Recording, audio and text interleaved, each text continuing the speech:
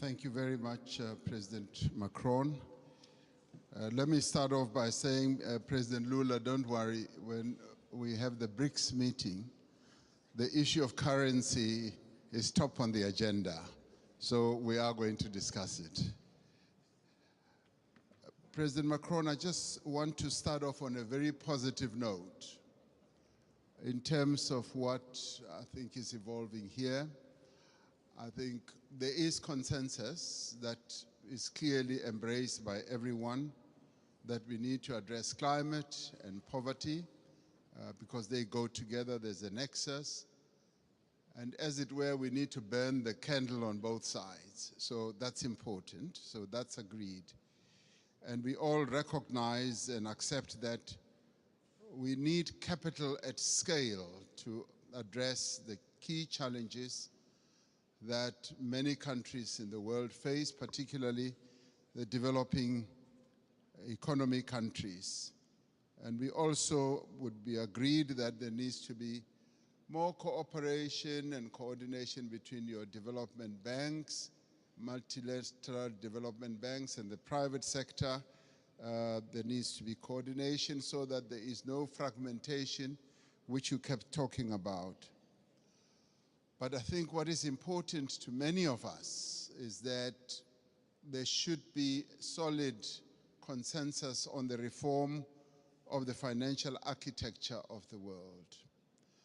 Because without that reform, the dreams and the objectives that we have to address our challenges will not be realized. And those reforms need to touch on a whole range of issues. Mr. Mo Ibrahim yesterday even spoke about something that we may think is insignificant, that the boards of directors of your multilateral institutions are not made up of independent directors. They are largely internal people or shareholders. So that in itself, for us, it's an important reform. We also need to look at the distribution of the special drawing rights. I find it a bit difficult to be told that this is set in the rules and it will forever be like that, and that it's either you get 0 or you get 34 billion. In our view, this is not a zero-sum game. It's a game where we all need to be dealt with equity in an equitable manner. And there is a need for reform in that regard as well. And the other important thing for this to happen, it will help us not to participate as unequal cousins in these institutions. It will help us to participate fully, and so that we don't have a sense that we are beggars, that we are being dealt with out of generosity.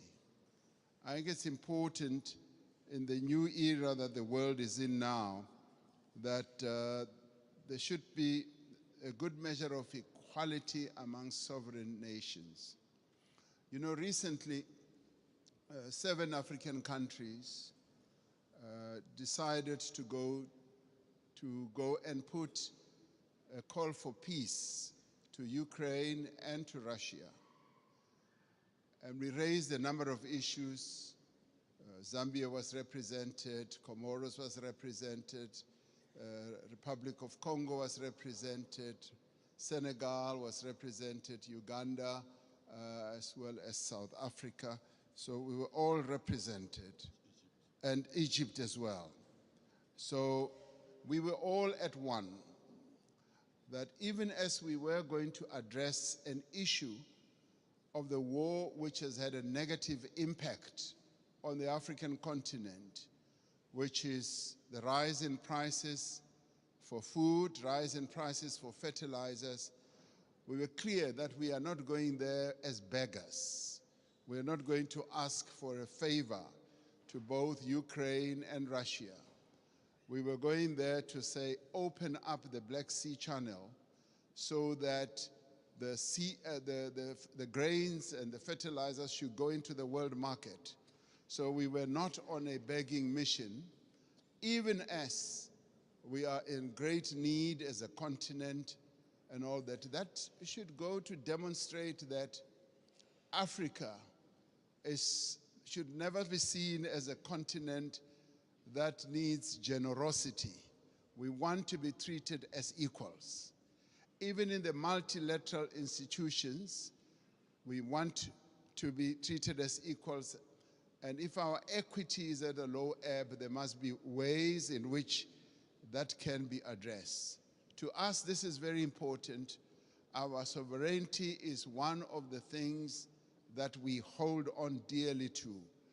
And we demonstrated that very clearly to both President Zelensky and to President Putin when it came to this issue.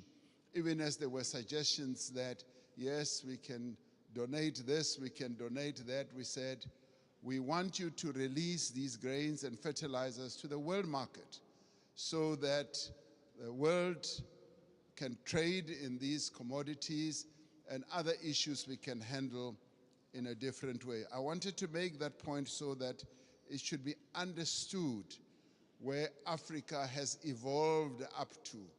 We want to be key players on the world stage, want to be key players even in the financial markets and in the MDBs. Now, these are the positive things. I do, Mr. President Macron, want us to address another issue which to us is a bit of a negative. You will have heard President Sisi talking about the 100 billion that was promised in Paris. President Sassou Nguesso yesterday as well also spoke about it at the dinner. Now, there is that issue that a number of the commitments that have been made have not really been fully lived up to. But before I get into details, let me immediately say that we recognize the many initiatives that have been put on the table, and a number of countries here have done so. Germany has gone out of the way to put a number of initiatives, and the US has also done a number of things. But there have been times when we felt like we were beggars. I played a key role as chair of the African Union during the COVID period. We felt like we were beggars when it came to vaccine availability, when we felt we needed access to vaccines, and the Northern Hemisphere countries had bought all the vaccines in the world, and they were hogging them. And they didn't want to release them at the time when we needed them most. And we felt like we were begging. And at times it felt like they would just be droppings from the table, that yes, we will give you that and that. And let me tell you something that generated a lot of resentment. We resented that, and it got worse when we said we want to manufacture our own vaccines. And when we went to the WTO, there was a lot of resistance, enormous resistance. And we kept saying, what is more important, life or profits by your big pharmaceutical companies? And that too, I must tell you now, generated and deepened that disappointment and resentment on our part, because we felt like life in the Northern Hemisphere is much more important than life in the global South. And these are issues that need to be addressed. And I'm glad that we are all seated here like this, because we've got to get to the heart of these matters and address them. Now, I come to promises that have been made. And Chancellor Scholz was saying, we've got to walk the talk. Yes, we want to see the talk being walked. President Sassou Nguesso yesterday said at the dinner, $100 billion was promised per year. And he was saying, I've never seen that. And many of us will testify that $100 billion has never really been made available. And this should stand out as something that needs to be addressed. Because sometimes we sit at conferences like this and say, yes, we'll make this available, and we believe you. We believe you, but now the tire must hit the tar. We must now see action flowing from that. Now, I want to then talk about something very practical. President Sassou Nguesso raised it yesterday. He said he would be happy if flowing from this summit, we do something very practical on the infrastructure side. Having said that 600 million people in Africa do not have electricity, and yet we've got all the resources to generate electricity, particularly the mighty Congo River, and that there have been plans to build a number of power stations that will generate, in my calculation, up to 70,000 megawatts. And he said, and I want to speak in support of this proposal, that to prove that these summits are not summits where we just talk, flowing from the Paris COP as well as others, let us now put money on the table and collectively say we are going to address this mega project. A mega project which will in the end generate electricity for up to 12, 15 African countries all at one go. And this is a project that I think the multilateral development banks here working together, the call that you've made, President Macron, can actually fund. And where, as we rise from this, we should be able to say the Inga Dam is now going to be developed into the Inga Power Station, the one that President Sassou Nguesso mentioned, and the next one as well. If we can do that, then we as Africans will now be convinced that these summits are really meaningful.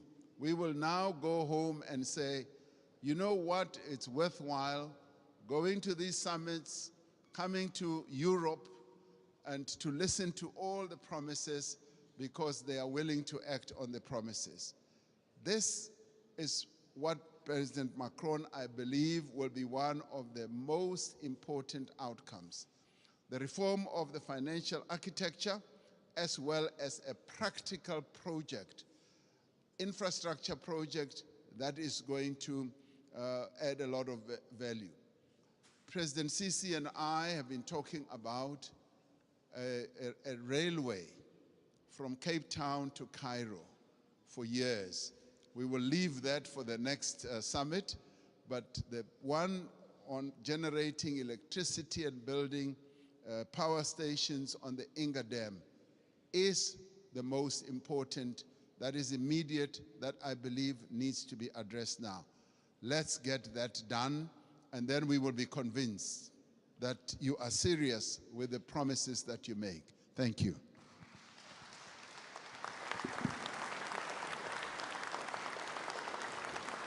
Thank you, Cyril. Thank you, everybody.